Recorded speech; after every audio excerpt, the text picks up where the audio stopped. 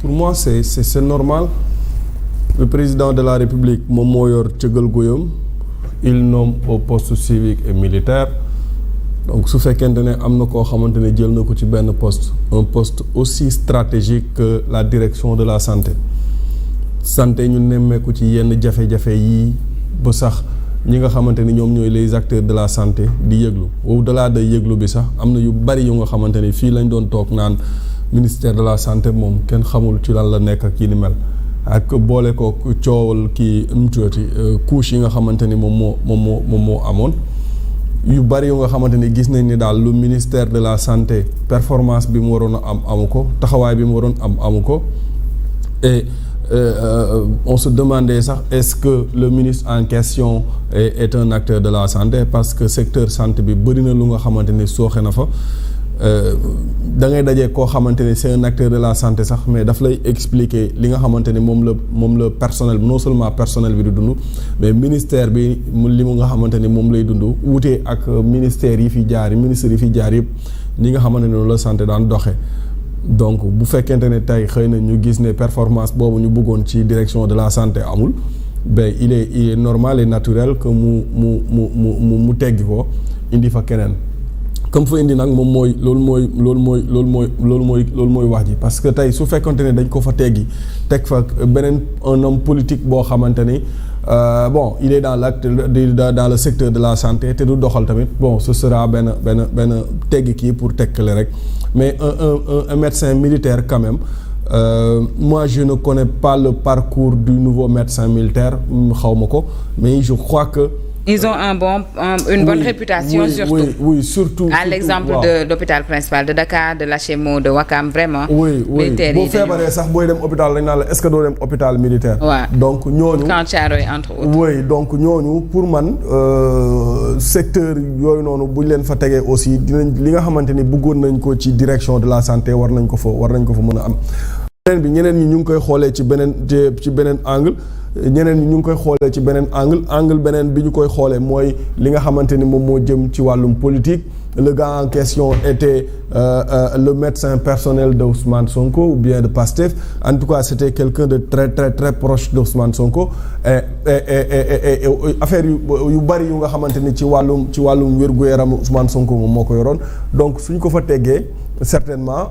politique dinañ ne bon Bassirou Diomaye Faye mu ngi déssonkoriser li nga xamante ni moom mooy l'administration bi et c'est normal pour moi nit ki soo fekkente ne déggatoo àndatoo moom ci même vision politique ay nitam nekk ci gouvernement bi bu fekkente ne kii nañu nu mu tuddati performant wuñu bu la neexee mun nga leen dindi mais naa nag li may jaaxal mooy Ousmane Sonko mi nga xamante ni moom mooy contresigner les décrets pourquoi il est obligé de contresigner les décrets de limogeage ça c'est une question.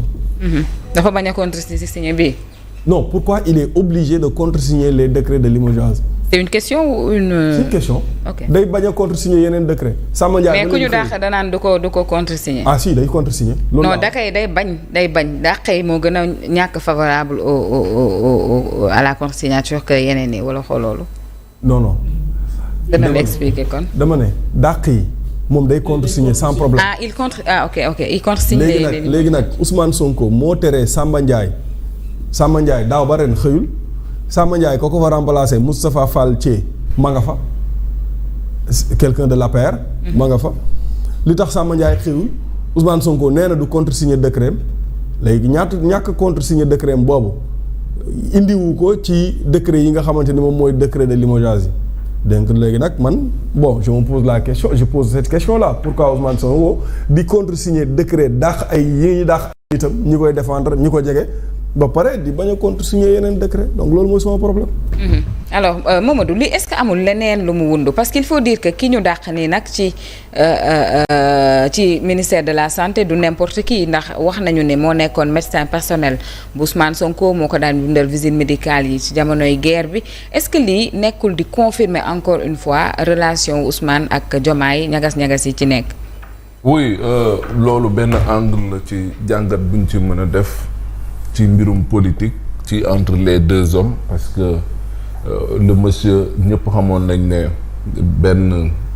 c'était le médecin comme ni nga ko waxee ni moo doon toppatoo Ousmane Sonko wàllum wér-gu-yaramam et qui parle de toppatoo sa wàllu wér-gu-yaram, cela veut dire qu'il y a une certaine proximité entre vous. Alors au-delà de cette proximité, le monsieur également s'est engagé ci parti bi. Il fait partie des cadres du parti. D'ailleurs, il y a un communiqué pondu d'ailleurs par le MONCAP, muy seen cellule des cadres patriotiques yooyu, du fustiger et di laajte les raisons pour lesquelles justement Ousmane Cissé a été limogé. Donc loolu ci wàllum politique nekkoon na nit koo xamante ne nii ci biir parti bi tamit nekkul woon koo xamante ne nii mënoon nga jàpp ne c'était un simple sympathisant wala si vous voulez koo xamante ne nii rek da doon aduler Ousmane pour aduler ko. Donc c'est pas n'importe qui. Alors limogeage bi intervenir ci jamono joo xamante ne nii on parle de relations tendues entre Ousmane et ki nga xamante ne kii moom mooy Bassirou, loolu bu ci jàngat mun nga gis ne de plus en plus c'est des hommes clés, on dira, du projet ñoom nañuy nekk di leen wekk nànk par nànk. wax nga ko ki nga xam ne moom mooy Bassirou Kébé, on ne le présente plus, on sait que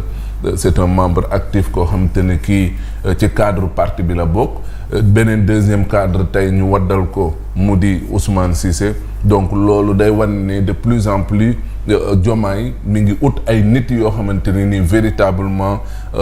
sur qui il faudra peut-être compter, je ne dirais pas peut-être même sur le plan politique, mais par rapport ak jafe-jafe yi nga xam ne am nañ ko ci mbirum liggéey, jafe-jafe yi nga xam ne ñu ngi koy wax ci manque d'expérience, peut-être manque de rigueur, peut-être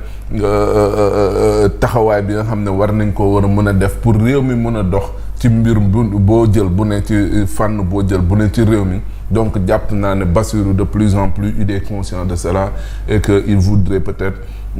rectifier le tir par rapport ak yenn nomination yi nga xam te ne nii peut-être on dira que c'est des nominations de complaisance ak ñoom seen, mais ki nga nommé tamit bul fàtte ne mun na engagé wu aussi demain pour mun la jàppale pour un poste aussi stratégique bi nga xam te ne nii moom mooy poste directeur général de la santé. Donc sur le plan politique ñi ngi gis ne de plus en plus ñi ngi wàññi Ousmane. Bassirou mi ngi wàññi Ousmane, mi ngi dindi ay cadram di dugal ñeneen ñoo xamante ne nii véritablement ils font partie de ci Diomaye président nañ bokk, mais par rapport ak peut-être leur parcours wala seen expérience le président il est en train de rectifier le tir par rapport ak justement ay yenn nomination yoo xamante ne nii jàpp na ne peut-être parce que tu es de Pastef, un pur membre de Pastef moom moo tax ñu di la jël. Mbirum partisanerie ak mbirum mun naa copinage yooyu, donc le président de la République mi ngi ciy jóg. Beneen lecture bi moom mooy c'est qui le ministre, le directeur général de la santé. C'est pour